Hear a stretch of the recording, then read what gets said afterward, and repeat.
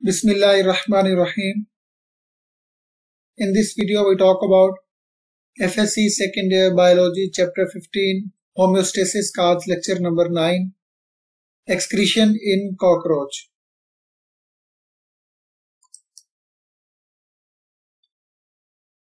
Excretion in cockroach में important long question जो past paper में कुछ इस तरह से आ चुका है. Write a note on excretion in cockroach. Excretion in cockroach में हम सबसे पहले excretory structures को discuss करते हैं. The excretory system of cockroach is composed of tubular structures called Malpighian tubules. ये हमारे पास स्ट्रक्चर है जिसमें oesophagus, crop, gizzard, hepatic caeca, mesenteron, midgut और ये Malpighian tubules, ileum, colon and last one rectum. ये सारा इसका डाइजेस्टिव सिस्टम और इस डाइजेस्टिव सिस्टम के साथ ही ये एक्सक्रीटरी सिस्टम भी कनेक्टेड है. ये एक्सक्रीटरी स्ट्रक्चर्स हैं जिन्हें हम Malpighian tubules कहेंगे. ये लंबी लंबी होती हैं जो पूरी बॉडी के अंदर सस्पेंडेड होती हैं और ये पूरी बॉडी का वेस्ट कलेक्ट करती हैं और उसको आगे ट्रांसपोर्ट करेंगी into the hindgut and excrete out through the rectum. The Malpighian tubules are suspended in the sinuses hemocoel. Malpighian tubules sinuses के अंदर लटकी हुई होती हैं.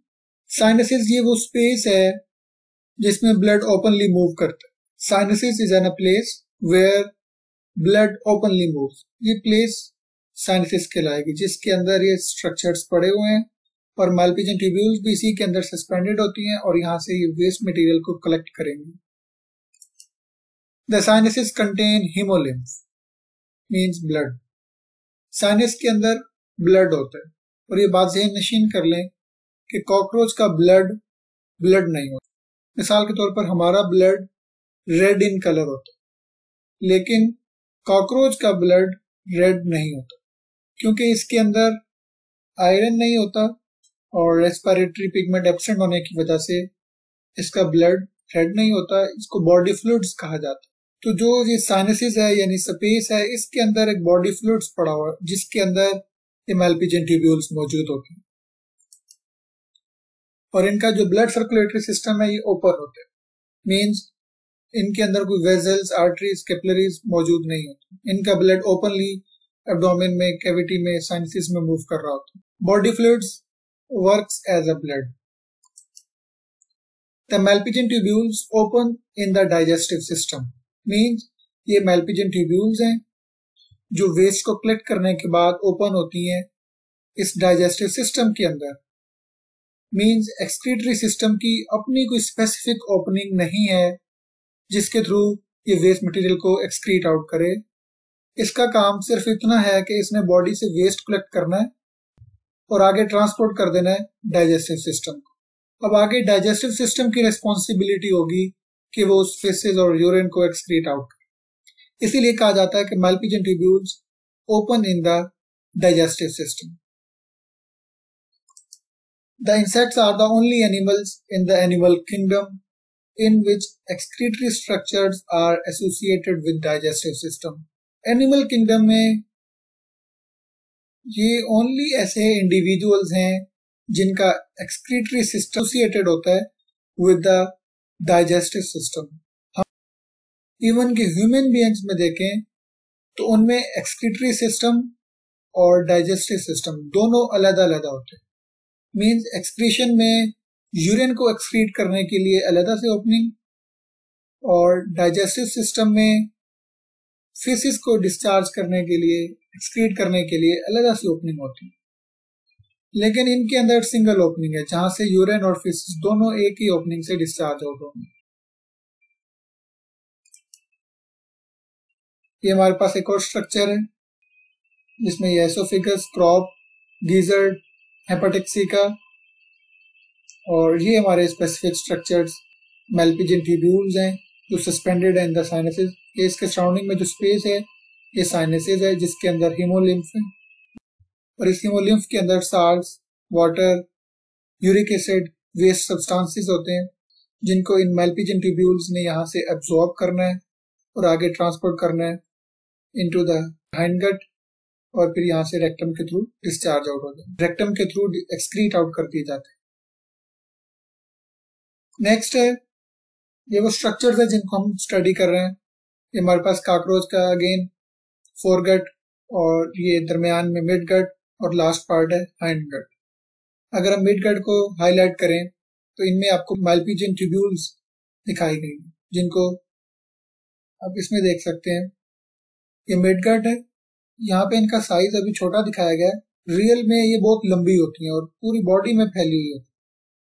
और इनका काम क्या है कि इन्होंने salt, water and nitrogenous waste को एब्जॉर्ब करना है, कलेक्ट करना है, और वो कलेक्ट करने के बाद ल्यूमन में आएगा और ल्यूमन से आगे ट्रांसपोर्ट कर देंगी इनटू द हाइंड गट, और हाइंड गट से आगे रेक्टम में चला जाएगा जो कि फीसिस एंड यूरिन कहलाएगा, वेस्ट मटेरियल।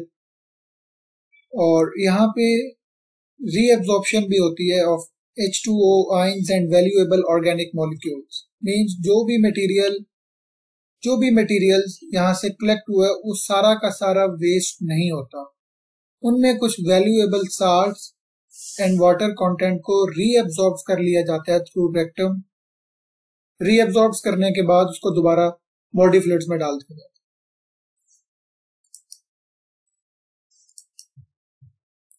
अगर हम मैकेनिज्म ऑफ एक्सक्रीशन देखें तो Malpighian tubules collect excretory product from the hemolymph. The solutes including salts pass through epithelium of the tubules. ये हमारे पास स्ट्रक्चर है। ये मालपिजियन ट्यूब्यूल्स ने कलेक्ट करना है एक्सक्रीटरी प्रोडक्ट को फ्रॉम द hemolymph जो इसके सराउंडिंग में मौजूद है, जिनमें साल्ट्स हैं, वाटर है, नाइट्रोजिनस वेस्ट हैं। Finally these waste enter into the lumen of the tubules. Lumen ये एरिया है जो कि इन मालपिजियन ट्यूब्यूल्स के अंदर मौजूद है, इसे हम ल्यूमेन कहते हैं।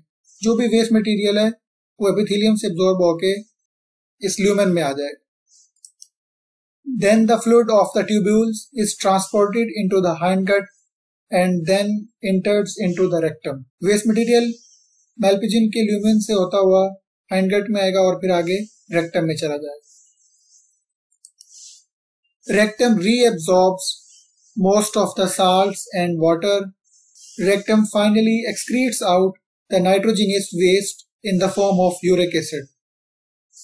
ये रेक्टम है, यहाँ पे रीअब्जॉर्प्शन होती है क्योंकि मालपिजियन ट्यूब्यूल्स ने जो भी मटेरियल्स को, कंटेंट्स को, वाटर और साल्ट्स को कलेक्ट किया है वो सारा का सारा एक्सक्रीट आउट नहीं किया जाता। उसमें वैल्यूएबल साल्ट्स और वाटर को रीअब्जॉर्ब करके दोबारा बॉडी फ्लूइड्स में डाल दिया जाता है।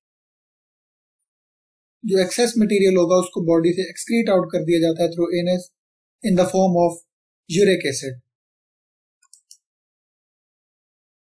इस स्ट्रक्चर्स में आप देख सकते हैं कि कौन कौन से साल्ट्स हैं जो जिनको एब्जॉर्ब किया जाता है, कलेक्ट किया जाता है थ्रू मालपिजियन ट्यूब्यूल्स, जिनमें sodium, potassium, water, uric acid, ये वो तमाम सोल्यूट्स और नाइट्रोजिनस वेस्ट हैं जिनको मालपिजियन ट्यूब्यूल्स कलेक्ट करती हैं और आगे ट्रांसपोर्ट कर रही हैं इनटू द हाइंडगट, और हाइंडगट से आगे रेक्टम में चला जाए और यहाँ पे रीअब्जॉर्प्शन होगी बैक टू द स्लोमिक फ्लूइड, और जो एक्सेस मटेरियल होगा उसको एक्सक्रीट आउट कर दिया जाता है।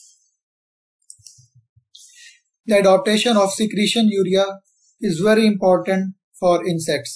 It has made the insects most successful animals on land with shortage of water. और ये इनको काबिल बनाती हैं कि ये दुनिया में हर जगह हैं, ये दुनिया में कहीं भी रहना चाहें ये वहां के एनवायरनमेंट को अडॉप्ट कर लेते हैं, क्योंकि इनको एक्सक्रीशन के लिए जस्ट 1 ml वाटर रिक्वायर है